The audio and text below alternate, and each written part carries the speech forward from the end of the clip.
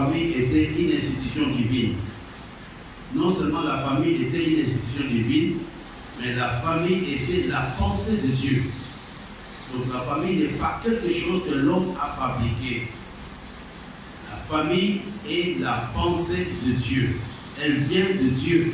Ce n'est pas l'homme qui a instauré la famille. Ce n'est pas l'homme qui a demandé à Dieu, donne-moi une femme, je vais avoir une famille. Mais la famille est quelque chose qui vient de Dieu et de Dieu seul.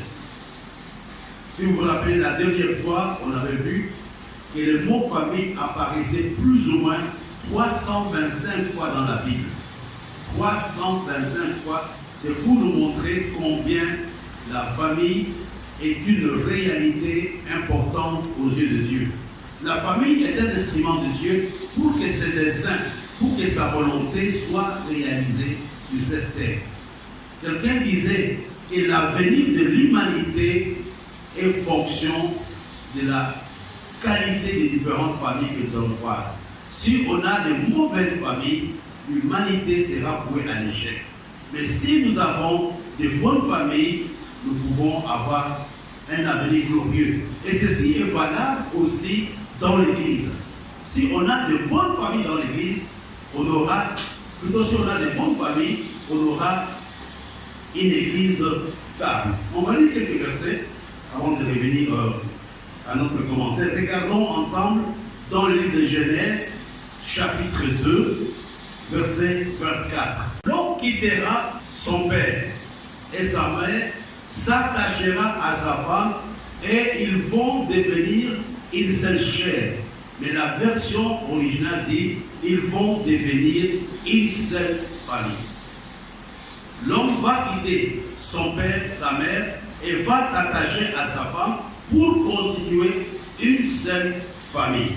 Regardons encore dans le livre de Genèse, chapitre 12, verset 3. La terre sera bénie en toi. C'est quand Dieu va appeler notre Père dans la foi Abraham, il fait aussi allusion à la famille. Regardons un autre texte qui va pratiquement actualiser ce que Dieu avait dit dans le livre de Genèse, chapitre 12, verset 3. Genèse, chapitre 28, verset 14. Il disait que la famille revêt un caractère sacré, la famille revêt un caractère solennel aux yeux de Dieu. La famille n'est pas quelque chose que nous devons négliger. La famille est une pensée de Dieu. La pensée, plutôt la famille, est une révélation divine. Mais il y a quelque chose que j'aimerais nous montrer, que nous connaissons, que moi j'ai découvert, que vous connaissez aussi comme moi. Vous savez, Dieu, quand il met au point la famille, il a donné 4 grands mandats à la famille. Et le combat que nous avons avec le diable concerne ces mandats. Je causais avec un jeune homme aujourd'hui, il me parlait un peu de sa famille, il m'a dit comment son oncle, son grand-père avait de l'argent. Mais la question que je lui ai posée, est-ce que quand il est mort, a-t-il laissé quelque chose? Il m'a dit non du tout, il avait de l'argent mais n'a rien laissé. Je vais vous donner 4 mandats que Dieu confie à la famille. Et le même mandat, Dieu le confie aussi à l'Église. Et nous devons prier pour que ce mandat que Dieu a confié à la famille devienne vraiment de réalité. Lisons un texte que nous connaissons, Genèse chapitre 1, verset 27 jusqu'au verset 28. Dieu reprend le même mandat qu'il avait confié à Adam et à Ève. Et le même mandat, Dieu confie ce mandat à la famille, Dieu confie ce mandat à l'Église. Et le combat que nous avons avec le diable concerne la non-application de ces mandats. La première chose, il y a 4 choses que Dieu demande à chaque famille. La première chose, il dit, fructifiez-vous. Ça, c'est la première chose. Fructifiez-vous. Et la deuxième chose, il dit, multipliez-vous.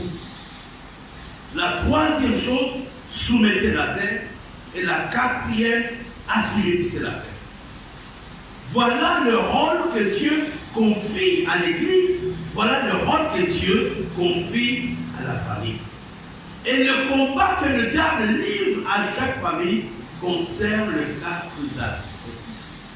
Le combat que le diable nous livre, toi et moi, le combat que le diable livre à ta famille, le combat que le diable livre à nos différentes familles, à cette communauté, concerne les 4 grands mandats, ou les 4 rôles, ou les 4 objectifs que Dieu avait assignés à la première famille.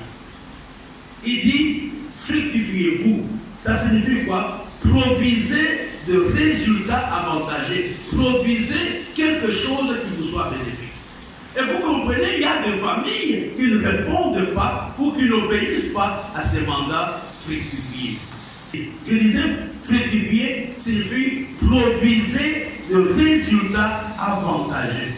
Produisez des bénéfices. Et le diable combat ces mandats au niveau de chaque famille. Le diable combat ces mandats au niveau de chaque église.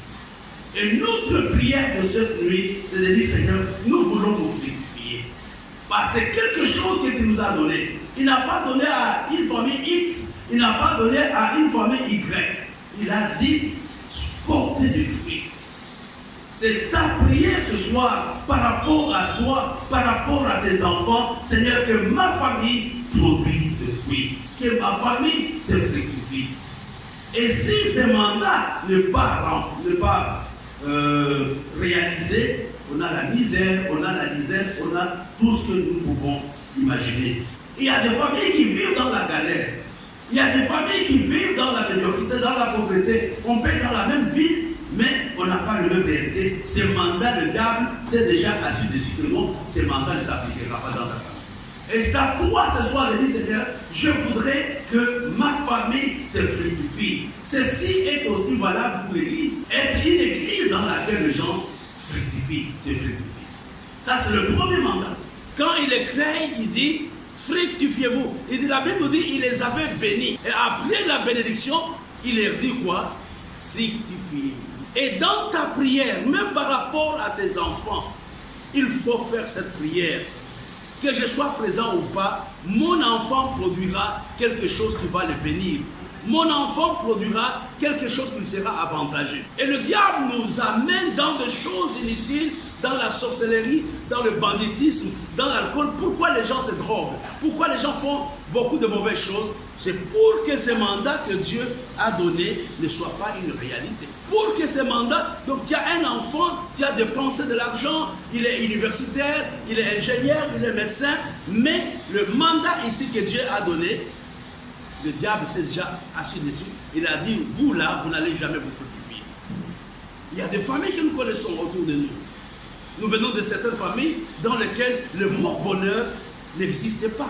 Ce n'est pas le problème de Dieu. Ce n'est pas Dieu qui nous a créés comme ça. Et là, ce sont des paroles que Dieu prononce sur chaque famille au début de l'humanité. Dieu nous a créés pour que nous soyons productifs. Ça doit être ta prière ce soir. Seigneur, dans mon église, dans ma famille, donne-moi l'esprit de créativité. Il y a les diplômes, on peut avoir 5 médecins. Avec le diplôme, on peut avoir des ingénieurs, mais qui n'arrivent pas à avoir un travail. Pourquoi? Parce que ces mandats, le diable s'oppose. Je prends exemple.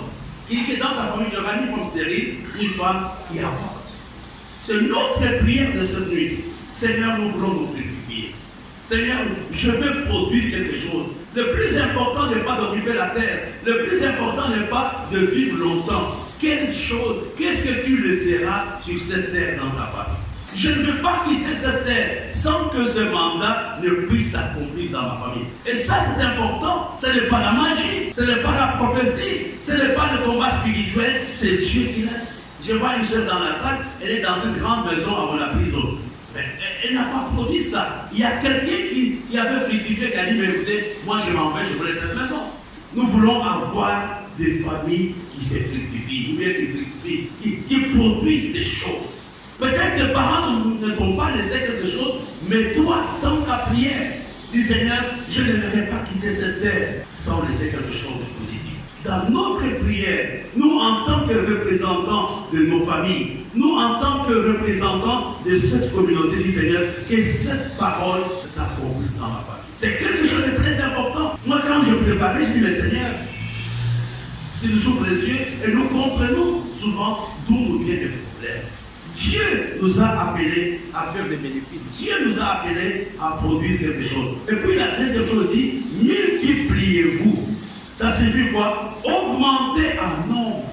Ce n'est pas dans la pensée de Dieu que nous soyons stériles. C'est la raison pour laquelle la Bible nous dit dans Exode, dans ton pays, il n'y aura ni femme qui avorte, ni femme stérile. Il dit, multipliez-vous. Donc ce n'est pas dans le programme de Dieu que ta famille disparaisse après 3 générations. Il y avait une famille comme ça, on n'a aucun représentant. Ce n'est pas dans le programme de Dieu. C'est lui qui a dit, multipliez-vous. Et ça, c'est important. Le mandat que Dieu a donné à la famille, c'est la cible du diable.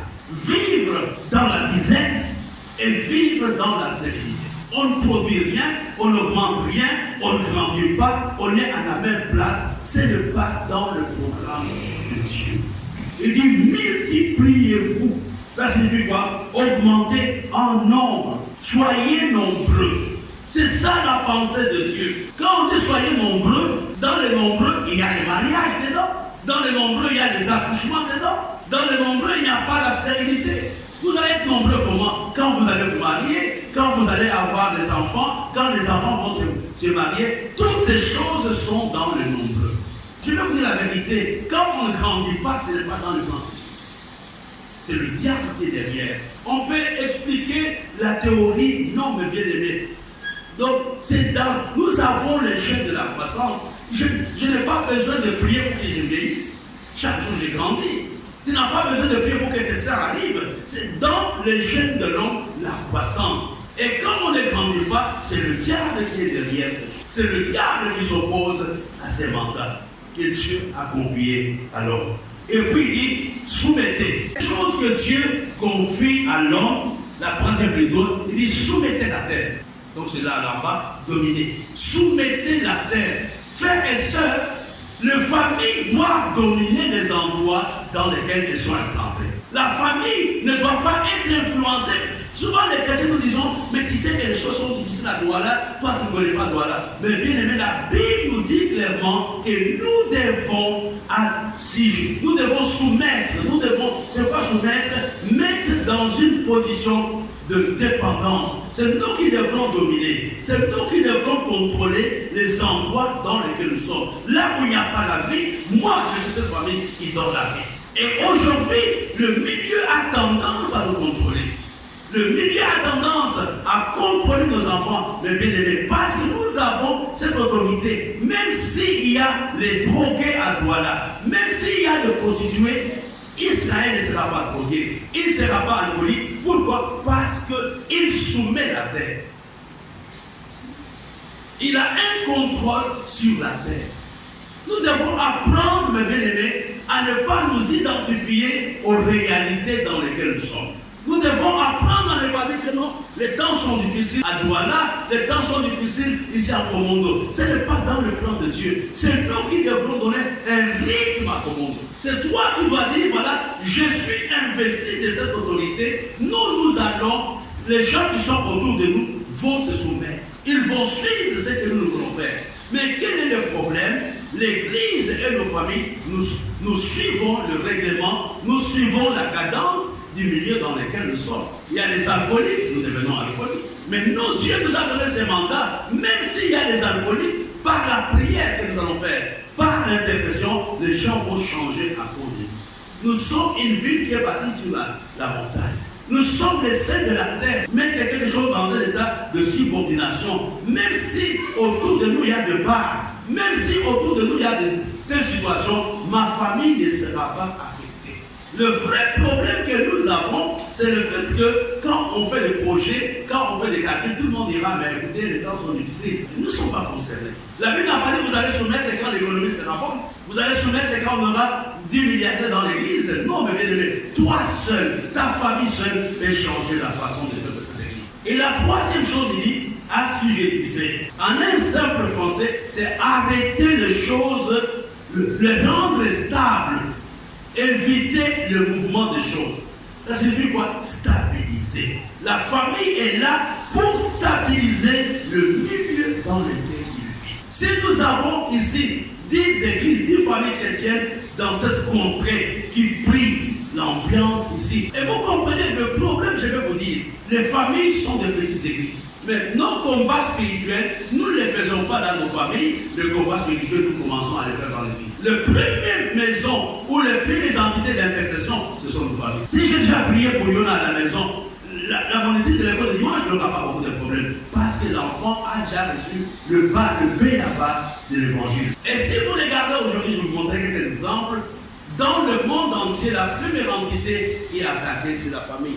On veut pénaliser la Hongrie qui s'est opposée à ne pas exhiber l'homosexualité au stade. Vous voyez, aujourd'hui, quand on parle de l'homosexualité, les gens pensent que l'homosexualité est une chose simple. Non, l'homosexualité, c'est l'attaque de la famille. L'homosexualité n'est rien d'autre que l'unité familiale qui est en train d'être attaquée.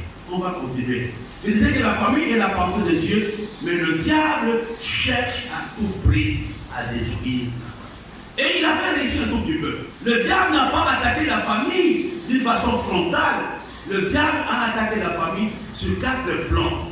Et notre restauration doit concerner dans notre prière. La première chose, si nous voulons prier dans nos maisons, c'est de prier par rapport au mandat de la famille. Nous avons parlé de fructifier, multiplier, soumettre, assujettir. Et nous avons vu que le diable a attaqué la famille depuis le commencement.